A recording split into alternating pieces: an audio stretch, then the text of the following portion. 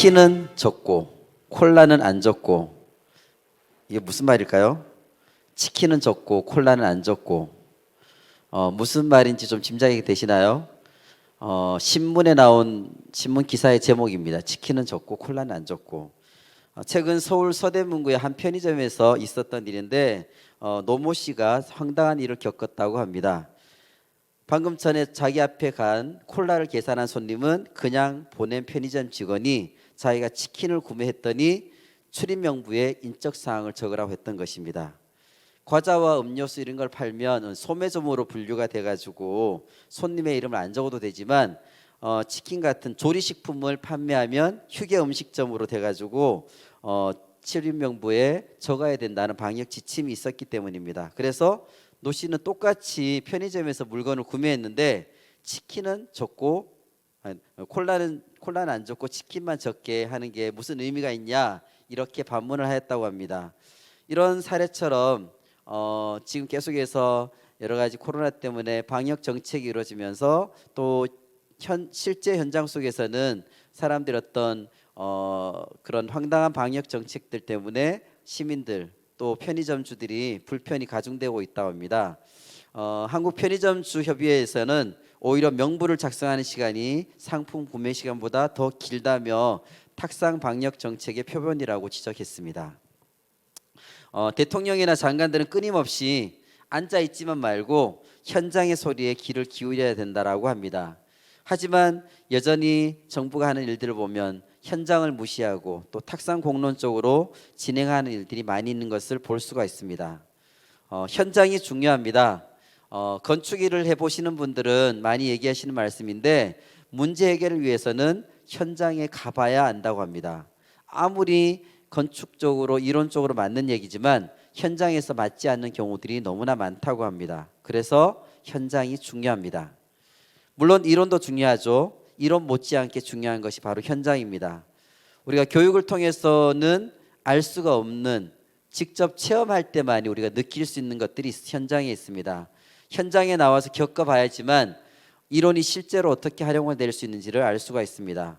그리고 또 현장에서 체험이 더 많은 창의력을 기르게 되고 판단력과 상상력 또 직관력을 갖게 만들다고 합니다. 교육만이 그런 건 아닙니다. 신앙생활도 마찬가지라고 생각합니다. 현장이 중요합니다.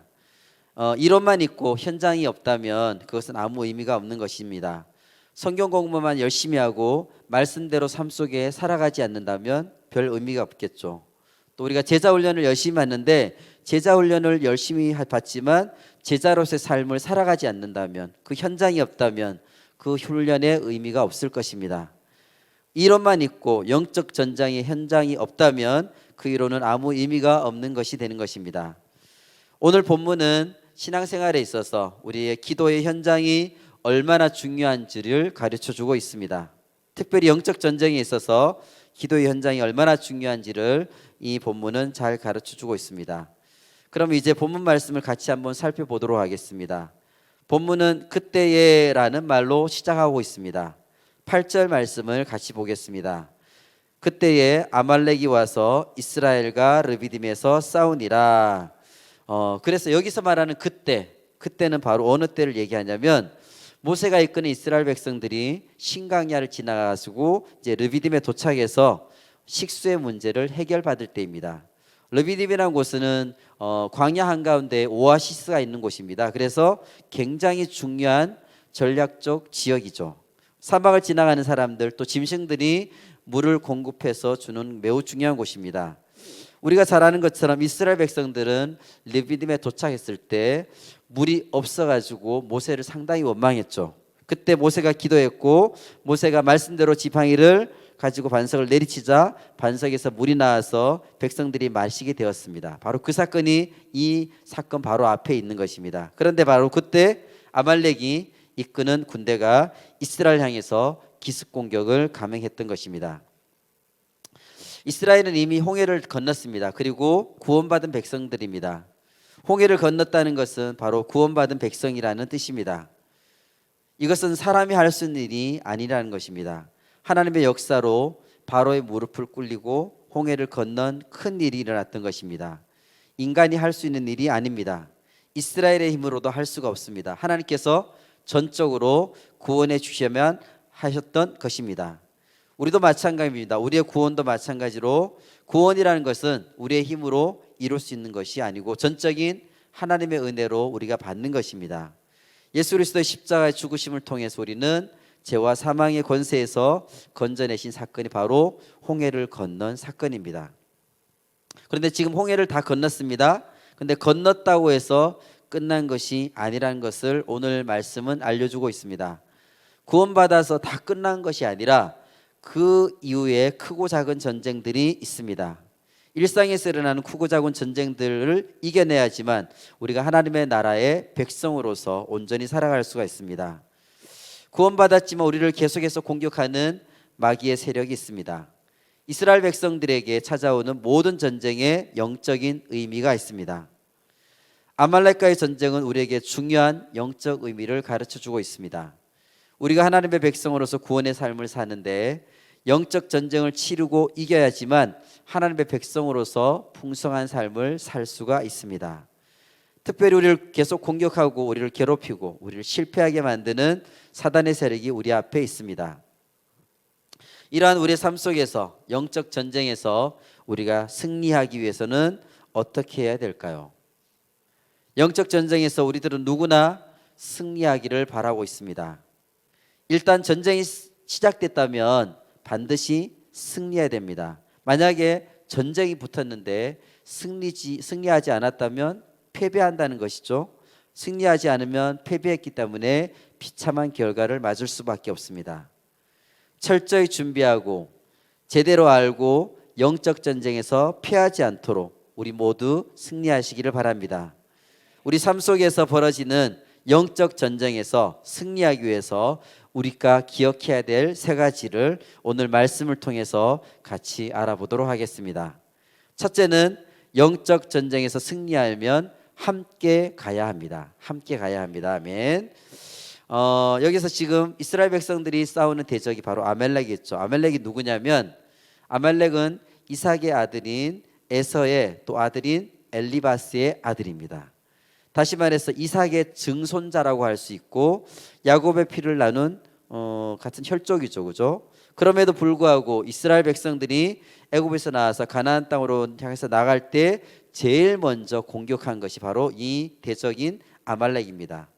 신명기 25장 18절을 보면 그들은 이스라엘 백성들의 광야 행진 중에 피곤하여서 뒤처진 사람들을 공격하여서 죽이고 재산을 약탈하는 잔인한 짓을 했습니다.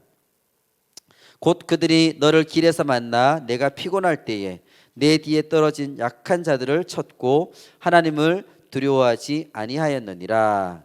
이 말씀을 보면 아말렉은 믿음의 행진을 가로막고 있는 자입니다. 좀 더 구체적으로 말하자면 구원을 받은 하나님의 백성이 저 천성이나 가나안을 향해서 나아갈 때에 그 믿음의 행진을 가로막는 자가 바로 아말렉입니다.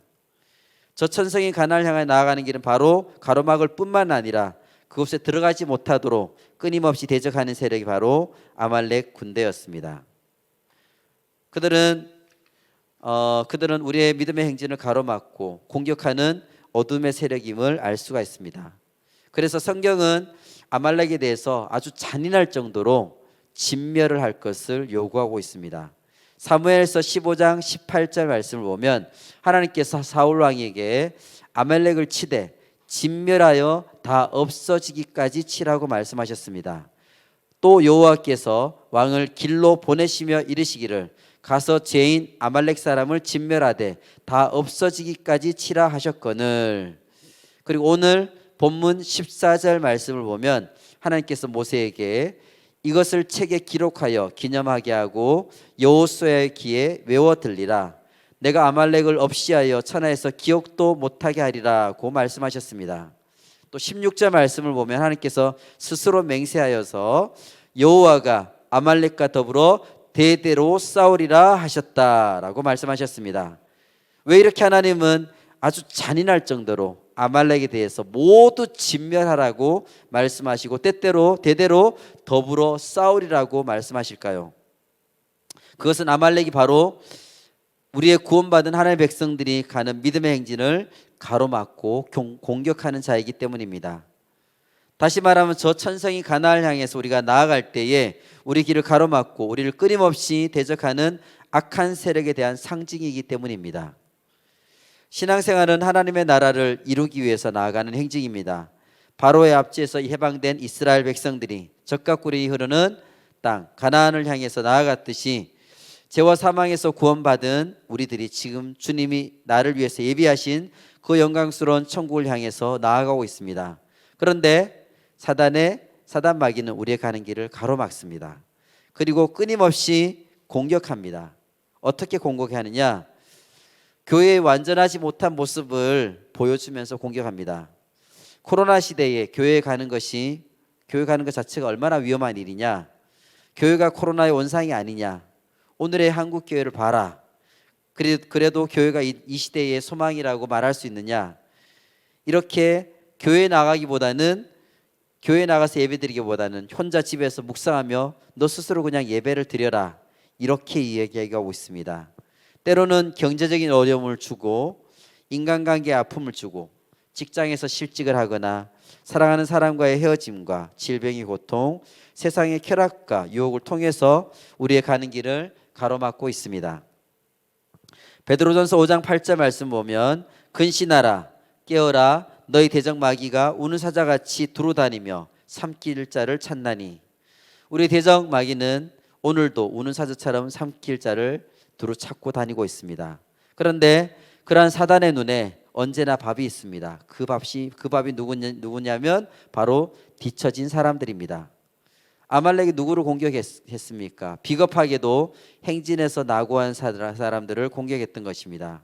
그러므로 여러분들이 우리가 믿음의 행진을 할 때에 절대로 뒤처지면 안 될 것입니다. 낙오해서는 안 됩니다. 뒤처지면 공격받습니다. 신앙생활에서도 홀로 있는 것은 아주 위험합니다. 혼자 있으면 안 됩니다. 아무리 뜨거운 신앙을 갖고 있는 사람이라도 혼자 있으면 안 됩니다.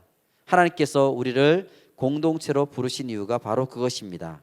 함께 할 때에 위력이 나타나게 되는 것입니다. 사단의 강력한 활동 가운데 하나가 바로 우리를 분열시키는 것입니다. 사단은 분열시키는 것을 너무너무 좋아합니다. 혼자서 열심히 하면 사단은 별로 신경 쓰지 않습니다. 안심합니다. 그런데 혼자 하면 오래 가지를 못합니다. 쉽게 지치고 피곤해합니다. 혼자서는 사단과 싸워서 이기지 못합니다. 그래서 우리는 영적인 드림팀을 만들어야 될 것입니다. 영적인 사람들이 함께 할 때에 그 위력은 대단합니다. 이것은 매우 중요한 일입니다. 모세의 양쪽에서 팔을 받쳐주고 있는 아론과 훌의 모습이 너무나 아름답습니다. 모세의 팔을 들고 있는 것이 아니라 이스라엘의 운명을 바로 쥐고 있는 것입니다. 우리에게 강한 기도 그룹들이 있다면 우리보다 더 강한 부대는 있을 수가 없습니다. 기도하되 끝까지 기도할 수 있는 사람, 어떤 일이 있어도 지치지 않고 함께 기도할 동력자들이 절대적으로 필요합니다. 우리가 기도하는 교회에서 우리가 기도할 수 있다는 것은 너무나 큰 축복입니다. 영적으로 깨어있는 교회에서 기도할 수 있는 것은 너무나 큰 축복이라고 할 수 있습니다. 기도가 다 죽어버린 교회에서 여러분들이 만약에 혼자서 기도하고 있다고 생각해 보십시오. 절대로 오래 버틸 수가 없습니다. 그렇지만 우리에게는 새벽 기도회가 있습니다. 또 금요 기도회가 있습니다. 또 같이 모여서 기도하는 중보기도 팀이 있습니다. 모여서 같이 하니까 힘이 납니다. 경기장에서 응원할 때 파도 타기를 하면 오랜 시간을 하더라도 사람들이 힘이 들지 않습니다. 왜냐하면 서로를 보면서 격려하고 또 같이 하다 보니까 너무 재미있고 또 오랜 시간 해도 지치지가 않습니다. 우리가 모여서 같이 기도하는 것은 바로 기도의 파도를 타는 것입니다.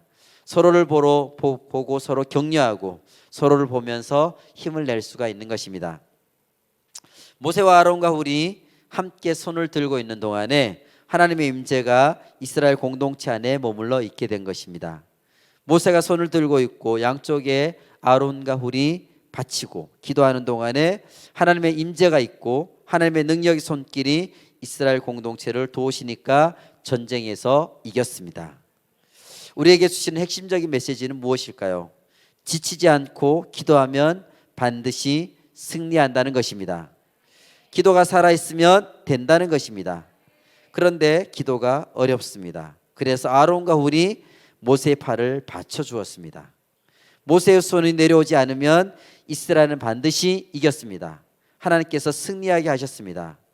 기도를 놓치면 모든 것이 끝이 납니다. 그러나 기도만 붙잡으면 하나님의 백성들이 함께 기도하면 살게 됩니다.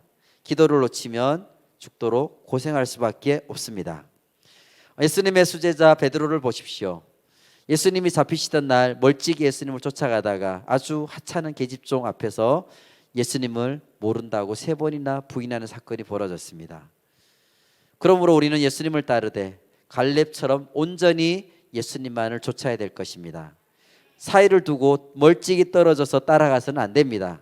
신앙의 대열에서 낙오하면 안 됩니다.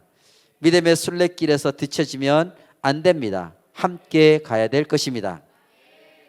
그런데 우리 성도님들 보면 괜히 불평하고 원망하다가 신앙의 믿음의 행진에서 시험에 들어 뒤처지는 분들이 있습니다. 아무것도 아닌 거 가지고 시험에 들어서 신앙의 대열에서 뒤처지는 분들이 있습니다. 힘들어도 함께 가야 될 것입니다. 쓰러지면 이렇게 세워주고 넘어지면 붙잡아지며 함께 가야 됩니다. 위로하고 격려하며 함께 가야 됩니다. 뒤처지면 안 되는 또 하나의 이유가 있습니다. 그것은 뒤처지면 사랑하는 목자 되신 우리 예수님의 음성을 듣기가 너무나 힘들어집니다. 사랑하는 목자 되신 예수님의 음성을 듣기 원하신다면 뒤처지지 말고 함께 가시기를 바랍니다. 영적 전쟁에서 승리하려면 함께 가야 됩니다. 아멘. 두 번째, 영적 전쟁에서 승리하려면 기도와 싸움을 같이 해야 될 것입니다. 아멘. 그러면 모세는 어떻게 이렇게 아말렉으로부터 기습적인 공격을 받았을 때 어떻게 그것을 대처하느냐? 9절 말씀을 같이 보겠습니다. 같이 읽겠습니다. 모세가 여호수아에게 이르되 우리를 위하여 사람들을 택하여 나가서 아말렉과 싸우라. 내일 내가 하나님의 지팡이를 손에 잡고 산 꼭대기에 서리라. 아멘. 모세는 가장 먼저 여호수아에게 사람들을 택하여 나가서 아말렉과 싸우라고 말하고 있습니다. 그리고 자신은 하나님의 지팡이를 손에 잡고 산 꼭대기에 서겠다고 합니다. 무슨 말입니까? 바로 싸움과 기도를 병행하겠다는 것입니다. 아말렉과의 싸움에서 모세가 취한 전략은 2가지였습니다. 여호수아는 나가서 싸우고 자신은 산 꼭대기에 올라가서 기도하는 것이었습니다. 모세의 전략은 싸움과 기도의 병행을 취하였습니다. 그래서 기도하는 팀과 나가서 싸우는 팀으로 나누었습니다. 기도와 싸움, 이 2가지가 항상 함께 병행해야 합니다. 다시 말하면 사람이 해야 할 일은 마땅히 사람이 행하고 하나님의 도움을 구해야 될 것은 하나님한테 도움을 구해야 된다는 것입니다. 그런데 우리는 가끔 사람이 해야 할 일을 하지 않고 기도만 하고 있는 경우도 있습니다. 그러면서 결과가 좋지 않을 때는 하나님께서 내 기도를 들어주지 않았다고 하면서 시험에 들 때가 있습니다. 그러나 성경 말씀을 보면 분명히 하나님이 하시는 일이 있고 우리 인간이 해야 될 일이 있습니다. 그런데 우리는 하나님이 하셔야 할 일을 내가 하려는 경향이 있고 내가 해야 될 일을 하나님께 떠맡기는 경우가 있습니다. 그러나 그것은 성경적인 것이 아닙니다. 예를 들어 본다면 요한복음 11장 말씀을 보면 예수님께서 죽은 나사로를 살리시는 장면이 나옵니다. 그런데 예수님은 썩어져 냄새나는 나사로를 살리기 전에 사람들한테 돌을 옮겨 놓으라고 말씀하셨습니다.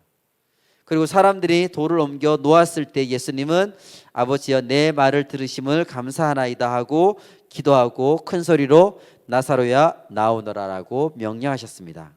그때 죽은 지 나흘이 됐던 나사로가 수족을 배로 동인 채로 나왔습니다. 예수님은 죽은 나사로도 살리시는 아주 전능하신 분이시지만 사람들에게 무덤의 문을 열어놓을 것을 명령하셨습니다.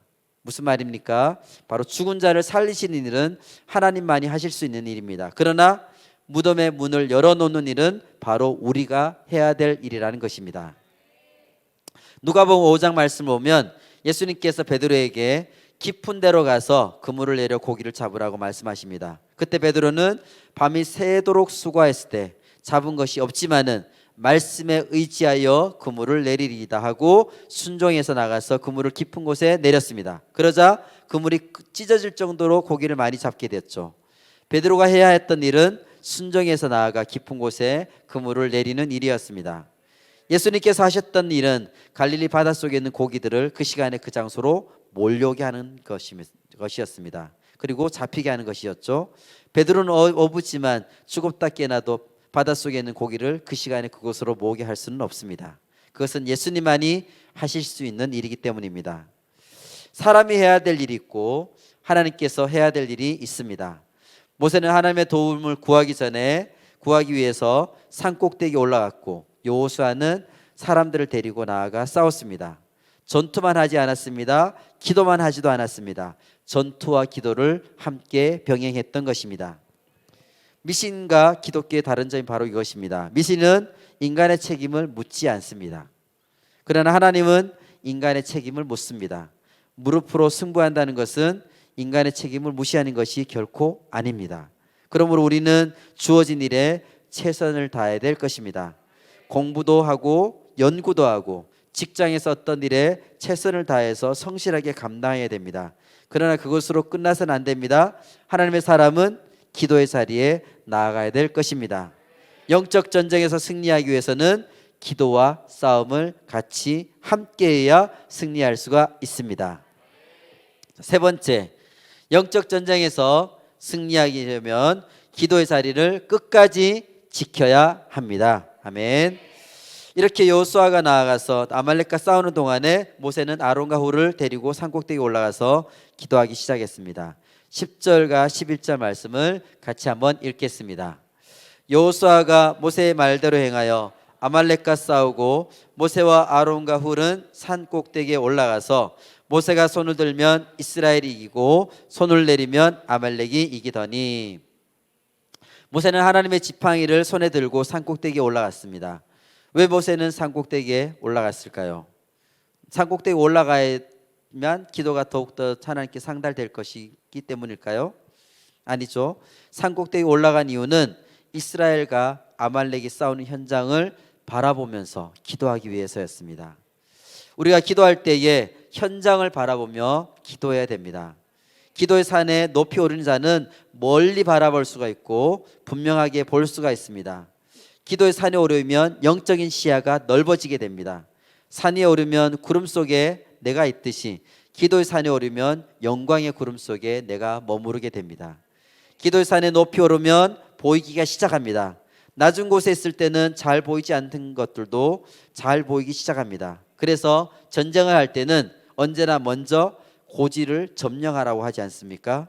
그러므로 우리도 기도의 산에 올라가야 될 것입니다. 기도의 산에 오른다는 것은 기도의 깊은 경지 안에 들어가는 것을 말하고 있습니다. 기도의 깊은 경지에 들어가면 현장이 보이기 시작합니다. 그러므로 그냥 무턱대고 기도하지 말고 현장을 바라보며 기도하시기를 바랍니다. 마가복음 6장을 보면 예수님도 현장을 바라보면서 기도하셨습니다. 예수님은 오병이의 기적을 행하신 다음에 무리들을 흩으시고 제자들을 재촉해서 배 타고 앞서 건너편으로 가게 하셨습니다. 그리고 자신은 산으로 가서 기도하셨습니다. 그런데 주님은 기도하시면서 제자들이 풍랑을 만나서 힘겹게 노를 젓는 모습을 보고 계셨습니다. 그리고 밤 사경에 물 위를 걸어서 제자들에게 오셨습니다. 기도의 산에 오르시기를 바랍니다. 기도의 깊은 경지 속에 들어가시기를 바랍니다. 막무가내로 기도하지 말고 모세처럼 예수님처럼 현장을 바라보며 기도하시기를 바랍니다. 현장 속으로 들어가 기도하시기를 바랍니다. 우리들 각자에게 기도의 산이 어디에 있을까요? 기도의 현장은 어디일까요? 하나님께서 여러분들에게 오르시기를 원하시는 기도의 산이 어디인지를 생각하시고 기도의 현장 속에 머무르며 기도하시기를 바랍니다. 9절 말씀을 보면 모세는 하나님의 지팡이를 손에 잡고 산에 올랐다고 기록되어 있습니다. 왜 성경은 모세의 손에 들려진 지팡이를 하나님의 지팡이라고 말하고 있을까요? 그 이유는 모세의 손에 들려진 지팡이가 바로 능력의 지팡이이기 때문입니다. 우리가 잘 아는 것처럼 모세의 손에 들려진 지팡이는 하나님의 능력을 나타냈던 지팡이였죠. 바로 앞에서 지팡이가 뱀으로 변하기도 하고 홍해를 가를 때에 지팡이를 내밀었고 반석을 쳐서 또 샘물을 내기도 했던 그런 능력의 지팡이였습니다. 그렇다면 오늘 우리의 손에 들려져 있는 하나님의 지팡이는 무엇일까요? 그것은 바로 우리가 예수 그리스도의 이름과 예수 그리스도의 보혈의 능력입니다. 오늘 하나님께서 저와 여러분의 손에 들려준 능력의 지팡이는 예수 그리스도의 이름, 보혈의 능력입니다. 그러므로 우리는 언제나 이 두 가지를 사용해야 될 것입니다. 예수님의 이름으로 마귀를 대적하고 귀신을 내어 쫓고 해야 될 것입니다. 예수님의 이름 앞에 무너지지 않을 지는 없습니다. 하늘과 땅에 하나님이 우리에게 주신 최고의 무기는 바로 예수님의 이름, 예수 그리스도의 보혈입니다. 언제나 기도의 산에 오를 때, 아니 세상을 향해서 나아갈 때에 이 두 가지를 들고 나아가시기를 바랍니다. 그리고 날마다의 삶의 현장 속에서 이 능력의 지팡이를 사용하시기를 바랍니다. 하나님의 지팡이를 손에 들고 산 꼭대기에 올라간 모세는 싸움의 현장을 바라보며 손을 들었습니다. 그러면 왜 모세는 손을 들었을까요? 성경을 보면 하나님을 향하여 손을 든다는 것은 곧 기도한다는 것을 의미하고 있습니다. 디모데전서 2장 8절 말씀을 같이 읽겠습니다. 그러므로 각 처에서 남자들이 분노와 다툼이 없이 거룩한 손을 들어 기도하기를 원하노라. 아멘. 네, 손을 든다는 것은 바로 기도를 한다는 것을 얘기하고 있습니다.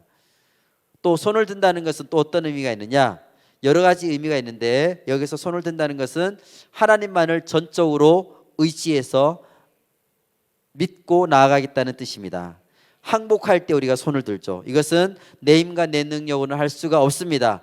하나님의 능력으로 하면 가능합니다라는 뜻입니다. 하나님에 의해서 우리의 모든 것이 결정됩니다. 나는 내 힘으로 하지 않겠습니다. 하나님, 내가 항복합니다. 내 혈과 육은 포기하고 오직 하나님의 능력만 의지합니다. 하나님을 높여드립니다. 하나님을 찬양합니다. 하나님이 나의 왕이 되십니다. 하나님만이 모든 것을 결정하시기를 원합니다. 이런 뜻이 있습니다. 손을 드는 행위는 하나님께 항복하는 것이고 하나님의 능력과 역사하심을 인정하는 것입니다. 오직 하나님만이 승리의 열쇠를 갖고 계신다는 의미로 하나님을 향해서 손을 높이 든다는 것입니다. 그런데 놀라운 사실은 모세가 손을 들면 이스라엘이 이기고 손을 내리면 아말렉이 이겼습니다. 11절 말씀을 다시 한번 같이 읽겠습니다. 모세가 손을 들면 이스라엘이 이기고 손을 내리면 아말렉이 이기더니, 자, 모세가 손을 드느냐 내리느냐에 따라서 전쟁의 승패가 좌우되었습니다. 이것은 곧 기도에 의해서 전쟁의 승패가 좌우되었음을 말하고 있습니다. 이스라엘이 승리를 거둔 비결은 보이는 것과 보이지 않는 것을 구별했다는 것입니다. 모세가 이것을 보았습니다. 보이지 않는 곳에서 보이는 것이 결정된다는 것을 모세는 알았습니다. 골짜기 아래에서 여호수아와 이스라엘 백성들이 싸우지만 그 보이는 곳이 전쟁이 다가 아니고 보이지 않는 모세가 있는 그곳에서 기도할 때에 보이지 않는 것이 보이는 곳의 전쟁의 승패를 결정한다는 것입니다. 어둠의 세상에서 하나님의 백성들이 우리가 살아가려면 보이지 않는 세계를 보는 눈을 가져야 될 것입니다. 하나님께서 우리를 통해서 어둠의 세력을 돌파하고 하나님의 나라를 세워가시기를 원합니다.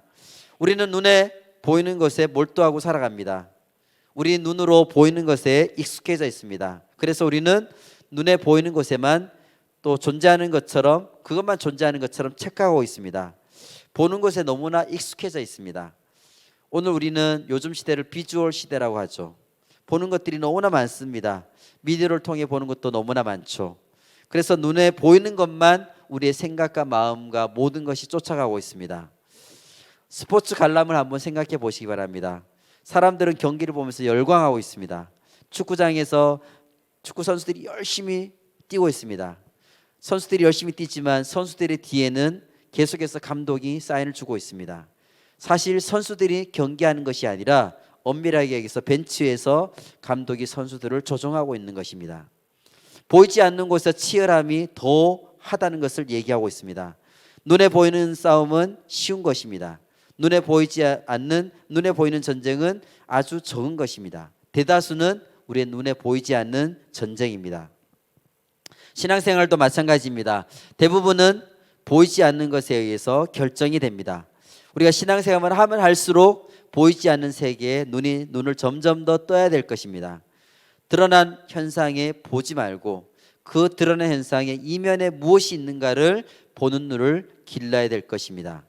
기도하는 사람은 특별히 이것을 배워야 됩니다. 눈이 열려야 됩니다. 그러니까 하나님의 역사와 사단의 역사를 구별할 줄 아는 영안이 열려야 된다는 것입니다. 에베소서 6장 12절 말씀을 같이 한번 읽겠습니다. 우리의 씨름은 혈과 육을 상대하는 것이 아니요 통치자들과 권세들과 이 어둠의 세상 주관자들과 하늘에 있는 악의 영들을 상대함이라 라고 기록되어 있습니다. 우리는 우리의 혈과 육의 싸움이 아닙니다. 육체적인 싸움이 아니라는 뜻입니다. 보이지 않는 곳에서 보이는 곳이 결정이 됩니다. 전쟁의 승패는 싸움의 현장이 아니라 기도의 현장에서 결정이 됩니다. 그러므로 싸움의 현장보다 기도의 현장이 더욱더 중요합니다. 우리 예수님도 겟세마네 동산의 기도에서 기도의 현장 속에서 승리하셨기 때문에 골고다 현장에서 결국은 승리할 수가 있었던 것입니다. 그런데 우리는 기도의 현장이 없이 그냥 일터에서 승리하려고 하는 경향이 있습니다. 기도의 현장에서 승리 없이 내 힘과 내 노력만으로 우리가 승리하려고 하고 있습니다. 기도의 현장에서 승리할 때에 비로소 회개의 역사가 일어나게 되고 사람의 마음이 움직여지고 사단의 견고한 진이 무너지고 무너진 것들이 회복된 역사가 일어나게 됩니다. 기도의 현장에서 승리할 때에 하나님께서 행하신 일을 우리가 볼 수가 있습니다. 기도의 현장에서 승리하시기를 바랍니다. 어렵고 힘들 때 기도의 무릎을 꿇으십시오. 하나님의 보좌를 향해서 손을 드십시오. 기도의 현장은 바로 기적의 시작입니다. 우리의 눈앞에 펼쳐진 현실의 문제를 풀기 위해서 몸으로 모든 것을 막으며 살 때가 있습니다. 우리의 몸이 상하죠. 마음이 상하죠. 자기가 문제를 풀려고 하기 때문에 그렇습니다. 내가 문제를 풀려고 하다가 몸이 망가지는 것입니다. 문제를 풀려고 하다가 마음이 상해집니다. 왜냐하면 내가 그것을 막으려고 했기 때문입니다. 내가 싸운다는 것입니다. 우리의 혈과 육으로 싸우면 하나님의 백성들은 망가지게 됩니다. 우리의 눈에 보이지 않는 영적 싸움을 하는 우리는 하나님의 자녀이기 때문입니다. 빌 하이베스 목사님께서 너무 바빠서 기도합니다 라는 책을 썼습니다. 사람들은 바빠지면 무엇인가를 더 열심히 하려고 합니다. 그런데 이 책은 나는 너무 바빠서 기도하지 못하고 일을 열심히 해야 됩니다. 문제를 풀어야 됩니다 라고 말하는 것이 아니라 너무 바빠서 기도합니다 라고 말합니다. 이것이 바로 맞는 말입니다. 문제가 생기면 어려움이 생기면 사람들은 무엇인가 더 열심히 하려고 합니다. 그래서 밤낮 없이 그 문제를 해결하려고 일합니다. 문제를 풀려고 발버둥을 칩니다. 그런데 이것은 힘을 잘못 쓰고 있는 것입니다. 힘을 써야 될 때에 우리의 힘을 써야 되는 것입니다. 문제가 복잡해지고 삶이 힘든 것은 우리가 해결해야 될 일이 아니라는 것을 의미합니다. 그것을 깨닫는 것이 바로 영적 분별력입니다. 내 힘으로는 풀 수 있는 일이 아니구나 라고 깨달을 때에 해야 될 일이 바로 무엇입니까? 바로 기도입니다. 힘들어서 바빠서 업무의 양을 늘려야 되는 것이 아니라 기도의 양을 늘려야 된다는 것입니다.